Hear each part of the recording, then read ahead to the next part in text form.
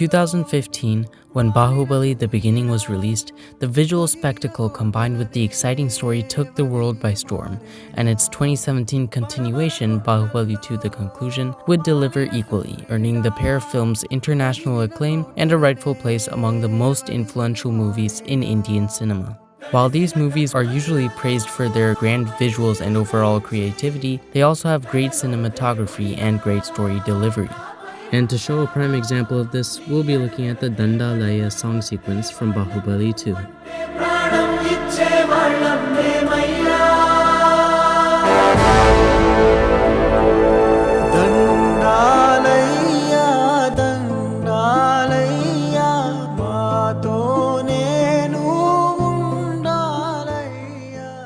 This scene does a great job at showing what makes the character of Baahubali great and why he's so admired among the people in the story, while also setting up future events. Before I show the scene, let me provide some context for what's going on if you haven't seen it and are okay with spoilers. So, Baahubali is the son of the previous king of the kingdom, and he was also the heir to the throne. His cousin, who sought to be king, has just succeeded in a plot to acquire the throne and remove Baahubali from his secondary role as head of the army, giving it to his friend. Despite all of this, Baahubali retained his popularity. Right before the sequence, Baahubali's wife, while in line on the way to a temple, sees the new head of the army inappropriately touching the woman as they pass through. So when he attempts to do the same to her, she cuts off the man's fingers, leading to her being brought to trial. Bahubali arrives and defends her actions, but in a fit of rage for what happened, he decapitates the man, causing both him and his wife to be banished, bringing us to this scene. So now, let's just watch the scene once in its entirety. Translations for the dialogue are also displayed.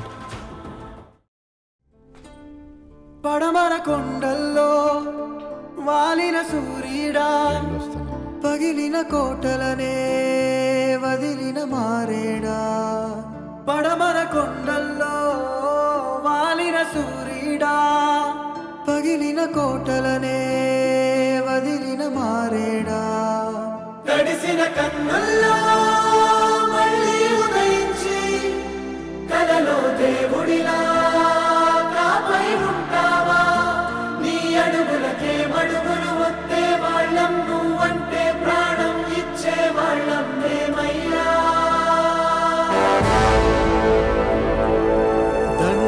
దండాలయ్యా దండాలయ్యా మాతో నేను ఉండాలయ్యా ఏడుస్తారంట్రా దేవుడు గుడుదలి మనతో ఉండడానికి వస్తున్నారా పండగ చేసుకోవాలరా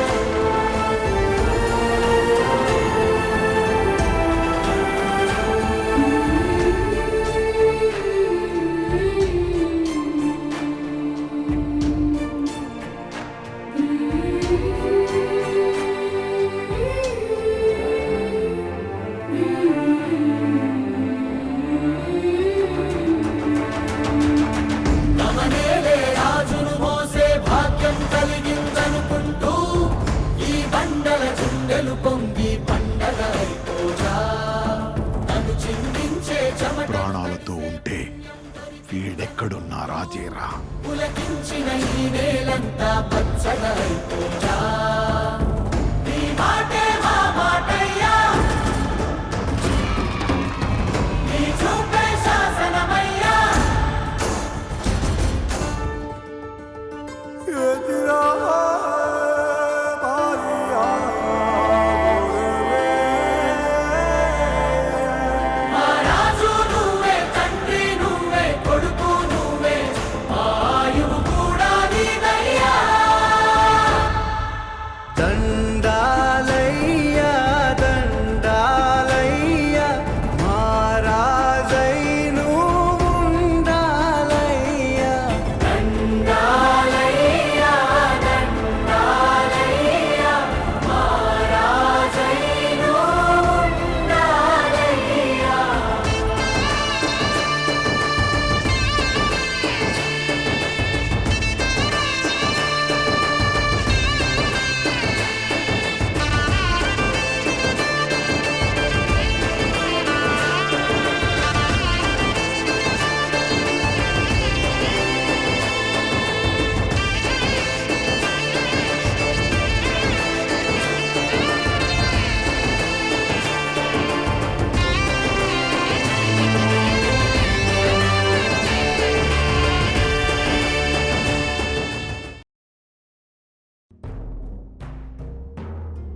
Right off the bat, we can see some traits of Baahubali that make it very clear why he's treated so highly by the people. Despite being of royalty, he was willing to strip himself of his luxuries to help the common people. He worked like them and underwent the same hardships as them. His cleverness was also on display multiple times, where he identifies a problem and engineers a solution for the people. Throughout the film, characters repeatedly state that he was a great man, but only until now do we see his down-to-earth nature in its fullest form, which confirms every claim the audience has heard until now. But there's more to the sequence that subtly tells the viewer about Bahubali's character, mostly through various filmmaking aspects. The way each shot in the scene was framed often tells quite a bit about the story and what's going to happen. Many techniques exist for conveying ideas with framing, though one of the most common techniques that was used was the rule of thirds. Let's analyze some shots with this rule of thirds grid. First, let's look at this shot from the very beginning. We see the camera is placed quite high up, matching Bahubali's level as he exits the palace. We see here at these intersection points gigantic lion statues. Lions often symbolize royalty, power, and leadership, and when the camera begins to move downwards into the crowd, it symbolizes Bahubali's exit from that regal life and his future among the people. When the camera rests at the bottom, we see how the people right in front of the camera align with this bottom grid line. It splits this shot into two sections, the part below showing very explicitly the reaction of the people. They treat him like a godlike figure.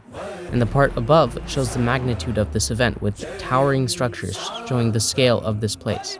Note that not only are the lion statues still on these intersection points, keeping attention to them, but the camera now faces slightly upwards towards them, showing how now we are among the people who look up to royalty. This is another shot that effectively uses the rule of thirds guideline. Notice how, as the camera rotates around Baahubali, he is kept on this left line and remains in focus the entire time. When the camera comes to a stop here, there's quite a bit going on. The camera turning has now revealed this group of people high above the mountain, which we can identify to be the king through the white horses and the umbrella, though this would get confirmed immediately with the next shot. These people are placed on this intersection point, which brings some attention to them. Keep in mind that Baahubali is still in focus here. He is the main person. The camera is placed at a low angle, looking up at Baahubali, which makes him appear more like an authority figure and a powerful person. But with the group's placement on the mountain, it is clear that they are still higher in authority. But with Baahubali appearing much larger compared to them and remaining in focus, he makes them still look quite insignificant. The way the camera's positioned make it seem that when Baahubali is pointing to his crowd and commanding them, it looks like he's pointing to the group on the mountain and commanding them instead.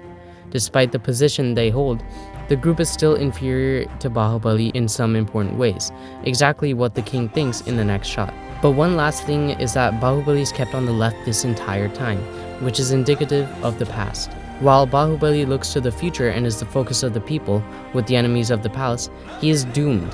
This small detail, along with the king's next line, foreshadowed the assassination plot we see at the end. Another important aspect of filmmaking is color, which this sequence makes excellent use of. Color sets the mood of the scene and has its own psychology behind it. In this sequence, color is used to show development and also change between the settings. First off, let's look at color in the settings. At the very beginning in the palace, the lighting makes everything look almost yellowish or golden. In color psychology, this color is often associated with wealth and luxury, very appropriate for royalty. But as the setting changes to the labor area, everything is more cold and gray. This is the reality of the life for the common people, and this change in lighting and color goes to show the disparity between the higher class and the lower class. But by the end, during the celebrations, the lighting is orange, which is indicative of happiness and warmth. With Baahubali's influence, life for these people has improved greatly. Another use of color is in the characters' clothing. We see when Baahubali first arrives, the laborers have very desaturated and dull-colored clothing. This color choice is reflective of the conditions of the people. They live without much hope and work themselves away. But looking at Baahubali, he's wearing bright colors, green and white in particular, which are representative of nature and purity respectively. This bright color scheme contrasts with the dull environment, not only putting more focus on him, but also making him a literal beacon of hope. Note that Baahubali, though he no longer wears his royal attire and jewelry, his clothing is still very unique and stands out, which makes him continue his leadership role in the eyes of the audience. He is still regal while being a common man. Now watch, as Baahubali improves the lives of the people, we see them begin to wear brighter and more saturated colors. This change is shown instantly with the match cut from a miniature model of Baahubali's mechanisms to the full working version, with the dull clothing of the people being shown now to be more colorful. With Baahubali's influence, they're no longer living such harsh lives. The way in which color is used shows quite a lot about the influence of Baahubali and the lives of the people in his sphere of influence. This scene serves as a bridge from Baahubali's rise to Baahubali's demise. The camera work was able to show the high respect the people felt towards Baahubali even as an exiled man. The scene reinforces a connection to this character, which creates more anticipation for the audience and more tragicness for what is to come. It shows the great storytelling of the film and the genius of its makers, giving the audience a new idea of what a leader looks like.